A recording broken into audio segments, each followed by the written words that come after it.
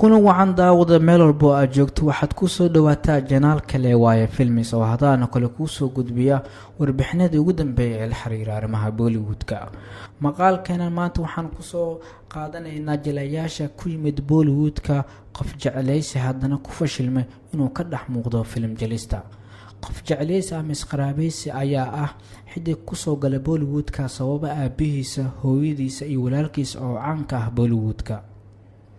qof jeclaysi ayaa in la buunbuuniyo waxaa keentay in uu Bollywoodka uusan fursad u helin inuu ka shaqeeyo qof banaanka ka ah qoys awood ku leh Bollywoodka. waxaan arrintan kala hore banaanka keentay atirshada xilli walba muranka dhaxda ka gashay ee Kangana Ranaut. sidoo kalena waxay arrintan cirka gashay markii uu dhintay Sushant Singh Rajput. aan usoo dhaadhacno warbixinteena maanta ee la xiriirta nepotismka amaba isqaraabaysi xidigada Bollywoodka ku yimid haddana fashilmay. lambar koowaad waxaa ku jira Arjun Kapoor. wuxuu ku soo caan baxay filimkii soo baxay 2012 ee Ishq Zade. waa wiilkii film sameeyaha iyo directorka ee Boney Kapoor, waxaana adeer u ah Anil Kapoor. xidigta labaad waa Atiya Shetty. xidigtan ayaa ku soo caan baxday filimkii jaceylka iyo actionka ah ee Hero, waxaana gabadhan dhalay Sunil Shetty. qofta saddexaadna waa Janvi Kapoor. waxay ku soo caan baxday filimkii weynaa ee reer Marathi laga soo minguuriyay ee asigoo Hindi ah la sameeyay ee Dhadak, waxaana dhashay xidigta halyeeyga ah ee geeriyootay ee Shira Devi iyo film sameeyaha Boney Kapoor ku darso waxa ay la dhalatay Arjun Kapoor. qofka saddexaad waa Fardeen Khan.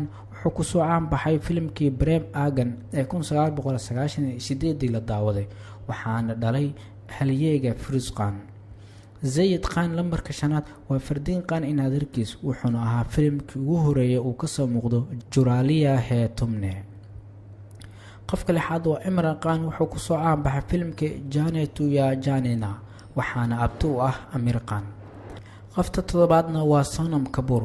waxaa lagu soo caan bixiyay filimka Sanjay Leela Bhansali ee 2007 la daawaday ee Sawariya, waxaana dhalay Anil Kapoor, waxaana ilmo adeer yihiin Arjun Kapoor iyo Janvi Kapoor. lambarka sideed waa Tushar Kapoor. wuxuu ku soo caan baxay ama uu ka soo muuqday filimkiisa koowaad ee Mujhe Kuch Kehna Hai ee uu soo baxay 2001, waxaana dhalay actorka Jitendra. qofka ugu dambeeya waa Uday Jabra. wuxuu ku soo caan baxay filimkii Mohabbatein, waxaana dhalay directorka caanka ah ee Yash Jabra ee geeriyooday. inta ayaan ku soo xirina warbixinteena la xiriiray xidigada ku yimid Hindiga isqaraabaysiga haddana ku fashilmay inay ka dhex muuqdaan film jelista. intaas ayaana ku soo afmeerina. haddii aad ka hesho warbixintana la wadaag asxaabtaada.